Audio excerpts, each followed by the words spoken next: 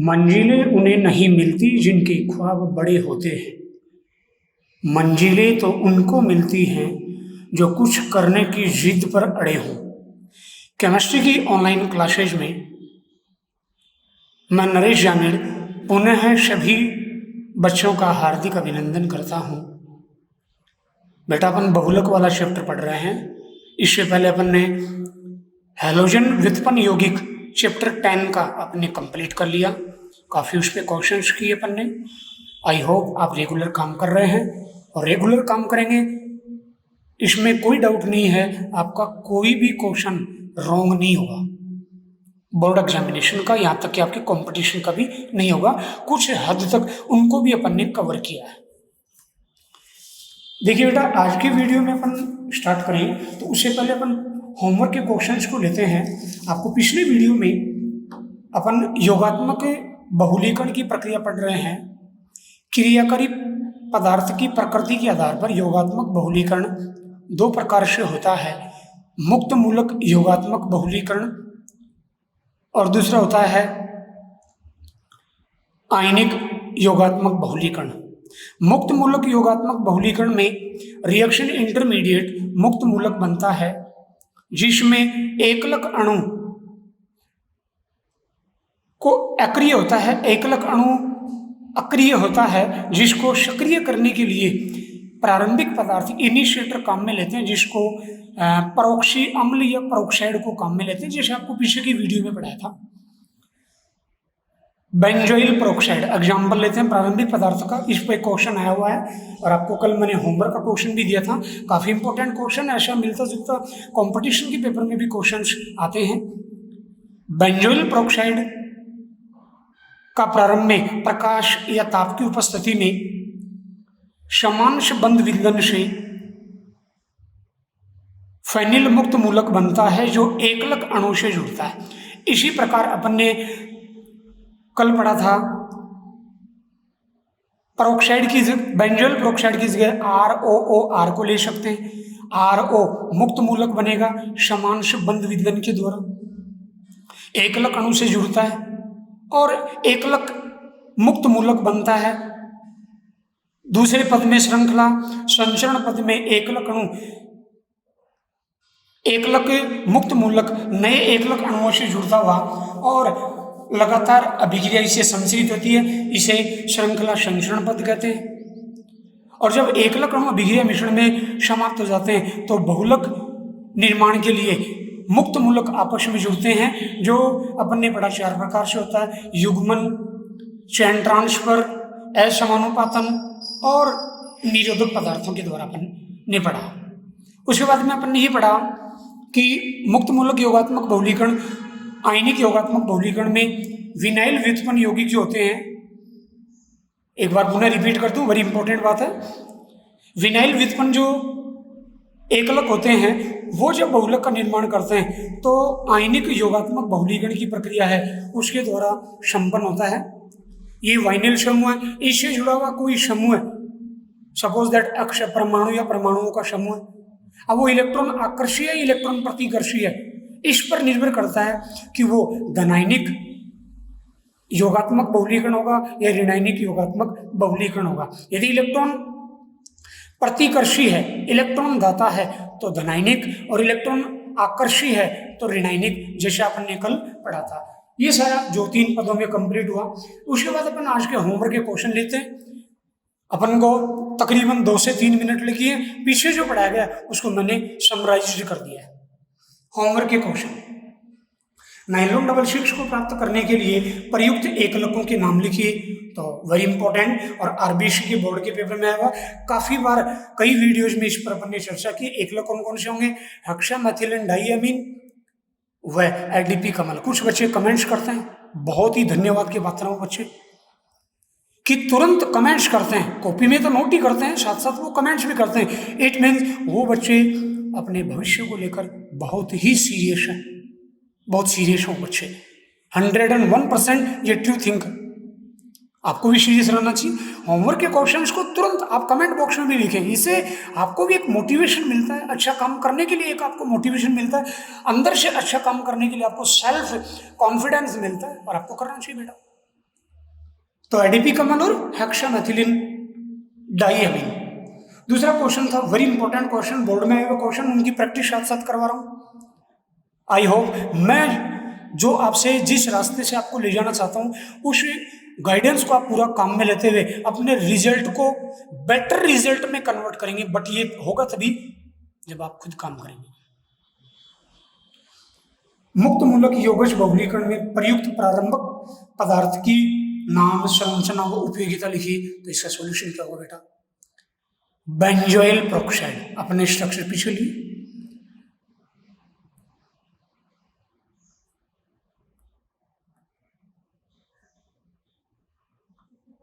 Benzoyl peroxide, ये इसकी structure होगी।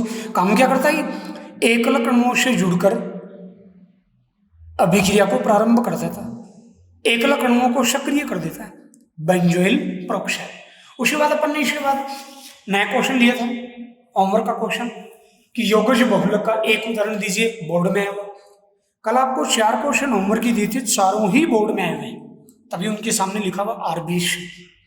देखिए बेटा, योगज बहुलक का सिंपल है, जब एकलक अणु जुड़े और जब बहुलक का निर्माण करें तो कुछ भी उसमें से निकलता नहीं है, उसमें से कोई छोटा अणु नहीं निकलता है, जैसे PVC, पॉलीवाइनिल chloride, polythene, polytetra फ्लोरोएथीन, Teflon. तो इस तरह के जो एग्जाम्पल होंगे वो किसके हो जाएंगे? आपके योगज बहुलक के हो जाएंगे। एक पूछा, देखिए आपको मैंने 3 बताए, ये समबहुलक भी है, योगज बहुलक भी है। तो इस तरह से इनको बेटा अटैच करके आप पढ़िए, एक दूसरे से अटैच करके आपके लिए बहुत ही सॉफ्ट हो जाएगा। और जो बच्चा ध्यान नहीं देगा, अटैच नहीं करेगा, कॉन्सेप्ट अपनी क्लियर नहीं करेगा, रेगुलर वीडियोस नहीं देखेगा, वो बच्चा इनको प्रॉपर नहीं कर पाएगा, वो उलझ के रह जाएगा, ये वहाँ भी आया था, वहाँ भी आया था, थ्योरेटिकल याद ही नहीं हुआ, और टीचर्स पर ब्लेम करेगा जो बेटर नहीं है, जो बिल्कुल ही रॉन्ग है, वो राइट नहीं है वो बेटा। नेक्स्ट, आज अपन इस वीडियो में पढ़ते हैं संघनन बहुलीकरण। चलिए बेटा शुरू करते हैं इसका वीडियो, संघनन बहुलीकरण। इसमें क्या होता है? एकलक अणु द्विक्रियात्मक, 2 या अधिक क्रियात्मक समूह युक्त एकलक अणु संघनन क्रिया द्वारा जब बहुलक का निर्माण करते हैं, बात आती है संघनन, कंडेंसेशन। पीछे की वीडियोज में अपने पढ़ा संघनन बहुलक, योगात्मक बहुलक। संघनन का अर्थ ये हुआ जब एकलक आपस में जुड़ते हैं और छोटा अणु का निष्कासन हो, जल का, अमोनिया का, अल्कोहल का, HCl का, तो वो प्रक्रिया क्या कहलाती है? वो प्रोसेस कंडेंसेशन, संघनन प्रक्रिया कहलाती है। तो जब बहुक्रियात्मक समूह युक्त एकलक अणु आपस में जुड़कर संघनन क्रिया द्वारा बहुलक बनाते हैं, तो इस प्रक्रिया को क्या कहेंगे? संघनन बहुलीकरण। और ये प्रक्रिया एक के बाद एक पद में संपन्न होती है, अतः इसे पदंशः वर्दी बहुलीकरण भी कहा जाता है। वेरी इंपॉर्टेंट, बोर्ड में क्वेश्चन आ सकता है। योगात्मक बहुलीकरण को मुक्त मूलक या चैन ग्रोथ पॉलीमेरिसेशन, और संघनन बहुलीकरण को step growth polymerisation. Very important question बनता है 1 मार्क का। छोटे छोटे क्वेश्चन केमिस्ट्री के अंदर ऑलवेज छोटे छोटे क्वेश्चन से वो पूछे जाते हैं। जो बच्चा बेटर तैयारी करता, कॉन्सेप्ट क्लियर करता, पूरा पॉइंट टू पॉइंट पढ़ता, उसके कोई भी क्वेश्चन रॉन्ग नहीं होते। तो इसको पदंशः वर्दी बहुलीकरण भी कहते हैं, क्योंकि इसमें एक के बाद एक ये जो क्रियाएं हैं एक के बाद एक पद में संपन्न होती है। उदाहरण लेते हैं, वेरी इंपॉर्टेंट, मैं पुनः रिपीट कर दूं, 2 या अधिक क्रियात्मक समूह युक्त एकलक अणु आपस में जुड़ते हैं और संघनन क्रिया द्वारा बहुलक का निर्माण करते हैं। अब इस कॉन्सेप्ट को अपन इसके एग्जाम्पल में देखेंगे बेटा। पहला एग्जाम्पल, टैरिलिन का निर्माण। टैरिलिन का निर्माण, टैरिलिन एक संघनन बहुलक है। किस प्रक्रिया द्वारा बनेगा? संघनन बहुलीकरण द्वारा, जिसको पदंशः वर्दी बहुलीकरण भी कहते हैं। अब इसमें से कोई क्वेश्चन आता है, इन सबको मैं टीच करके बता रहा हूं, लेकिन देखिए बेटा, इसका निर्माण वेरी इंपॉर्टेंट, वेरी इंपॉर्टेंट। एकलक अणुओं का नाम किसी भी बहुलक के बारे में बोर्ड में क्वेश्चन पूछा जा सकता है। क्या बोलेंगे इसको? Ethylene glycol. क्या नाम होगा इसका? Ethylene glycol.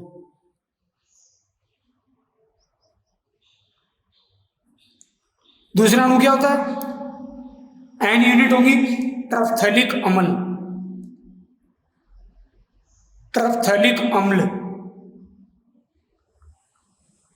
अब देखिए 1,4 पोजीशन पर बेंजीन रिंग में 1,4 पोजीशन पर आमने सामने दो COOH ग्रुप अटैच हो जाए उस कंपाउंड को। अब इस ढंग से आप इसको बहुत इजी वे में याद कर सकते हैं, टरफ्थैलिक अम्ल। इनकी संघनन बहुलीकरण की क्रिया हो। अब संघनन, अब आप पहली बात तो ये देखिए, यहां OH यहां OH, इस कंपाउंड में दो क्रियात्मक समूह हैं।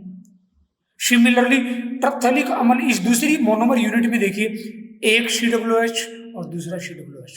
मैंने ये बताया था आपको, दो या अधिक क्रियात्मक समूह युक्त एकलक अणु संघनन क्रिया द्वारा बहुलक का निर्माण करते हैं, इसको क्या कहेंगे, संघनन बहुलीकरण। अब आप देखिए, इसमें से हाइड्रोजन, इसका भी हाइड्रोजन, इसका OH, इसका भी OH, ये OH और H, OH और H जल का अणु, ऐसे यहां से H और ये OH, जल के N अणु निकल गए, क्योंकि मोनोमर क्या है, बहुलीकरण की कोटि या मात्रा कितनी है, N, तो जल के अणु भी कितने निकलेंगे, N, और बचा कुछ है सारा अटैच करके जोड़ के इनको लिख देंगे बेटा। देखिए O बचा यहाँ, CH2, देखिए बेटा O। एक बार प्रॉपर वे में आप प्रैक्टिस कर लीजिए, आप जो भी पढ़ेंगे आप कभी भूल नहीं सकते, बट उसका एक मेथड होता है, आप मेथड ही नहीं सीखेंगे उसका हमको बेटर कहाँ से करेंगे। तो देखिए बहुलक स्ट्रक्चर आप जब भी मोनोमर लिखने की बात बनाते हैं तो बहुत इजी वे में, जो निकल गया उसको छोड़ दो, यहां से HO CH2 O, next COO, next अभी चैन हो जाएगी, रिंग बना देंगे, सॉरी, और उसके बाद OH निकल गया, ये N यूनिट होगी। ऐसी बहुत सारी इकाइयां आपस में जुड़ जाएंगी, इधर भी और इधर भी, दोनों डायरेक्शन में इस तरह की यूनिट है वो अटैच हो जाएंगी। अब आप देखिए इसमें COOR, ये R कोई ना कोई एल्किल ग्रुप है, COOR ये क्रियात्मक समूह किसका होता है, एस्टर का। इट मीन्स ये क्या है, एक पोली एस्टर बहुलक है, जिसका क्या नाम है, टेरिलिन। टेरिलिन एक पोली एस्टर बहुलक है, समझाइए, बहुत इजी वे में बता सकते हैं आप कि इसके अंदर अनेक एस्टर बंध पाए जाते हैं, अतः टेरिलिन एक पोली एस्टर बहुलक होता है, और उसकी स्ट्रक्चर बना दीजिए, आपका काम कंप्लीट है बेटा।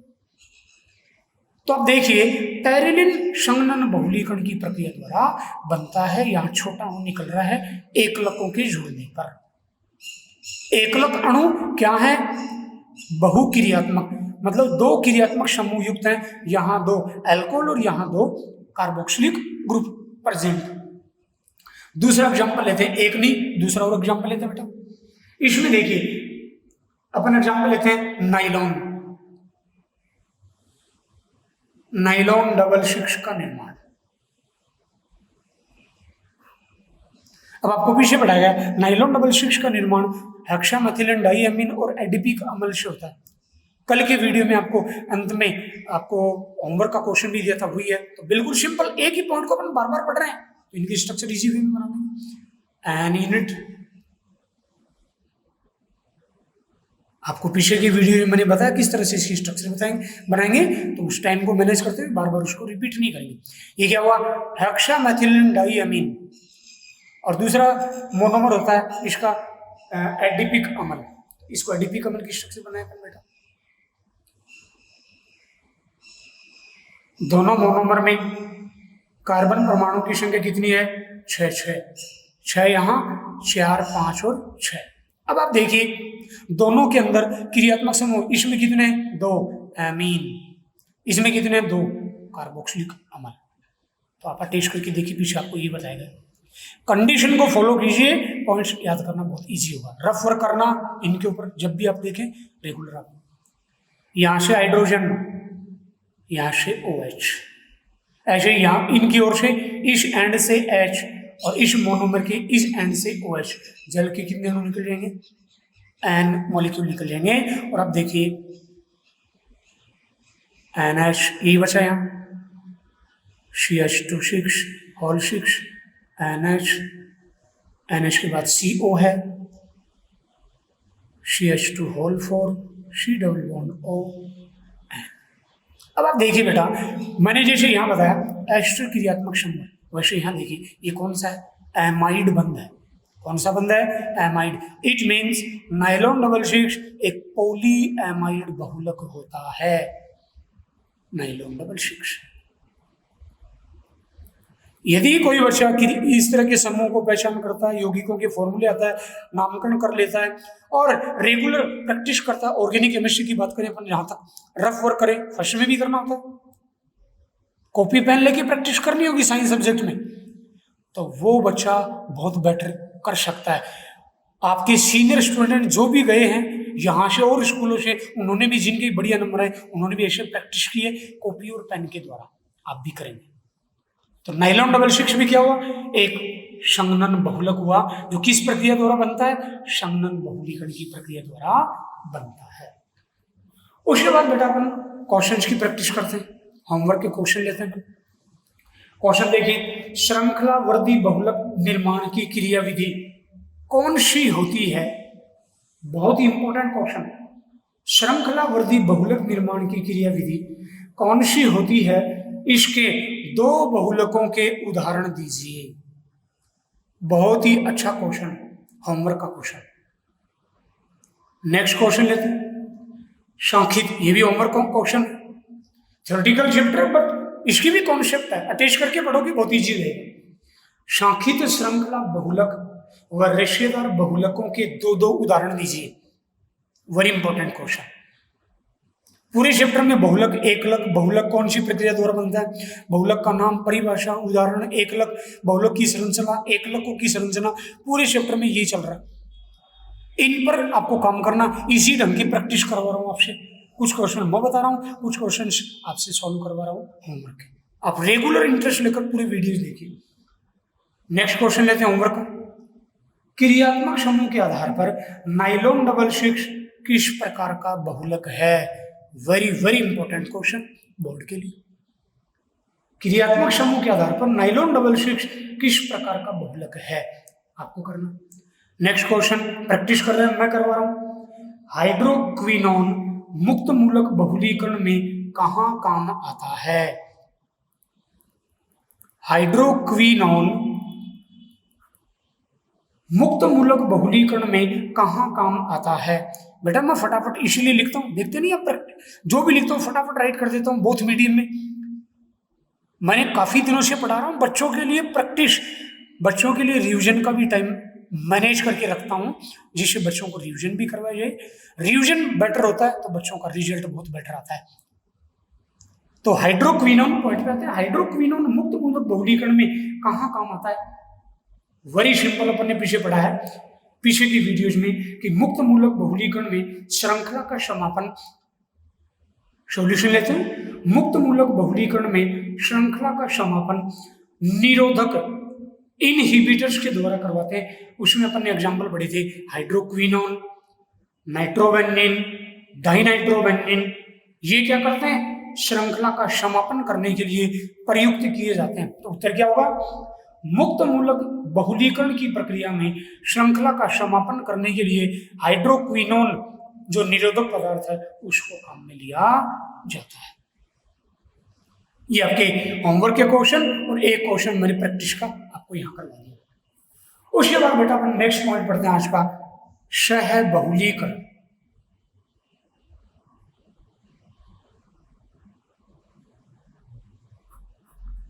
यह विषम बहुलीकरण, कोपोलीमराइजेशन और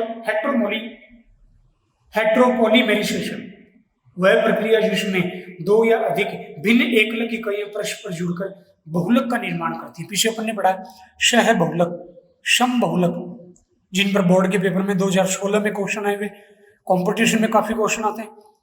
सम बहुलक में एक ही प्रकार की एकलक इकाइयां आपस में जुड़ती हैं, जबकि सह बहुलक में अलग अलग प्रकार के एकलक आपस में जुड़कर बहुलक का निर्माण करते हैं। बहुलक निर्माण की यह प्रक्रिया बहुलीकरण कहलाती है। यह है योगात्मक, वेरी वेरी इंपॉर्टेंट। सह बहुलीकरण योगात्मक व संघनन दोनों प्रकार की प्रक्रियाओं से हो सकता है। Very important. ऐसा नहीं है कि सहबहुलीकरण केवल योगात्मक से होता है या संगनन से होता है, दोनों से होता है। Very important. वीडियोस देखोगे, पढ़ोगे, आपके पॉइंट याद रहेगा। अब उदाहरण लेते हैं। सपोज दैट किसी सहबहुलक के निर्माण में दो मोनोमर हैं, एक है ए और दूसरा है बी, अलग अलग प्रकार के जी। ए की भी एन यूनिट पार्टिसिपेट करती हैं और बी की भी एन यूनिट पार्टिसिपेट करती हैं और आपस में जुड़ती हैं, सहबहुलक का निर्माण करती हैं। ये प्रक्रिया कहलाती है कोपॉलीमराइजेशन या सहबहुलीकरण। और बहुलक बना एकलकों को जोड़ना होता है, बहुलक की संरचना ए बी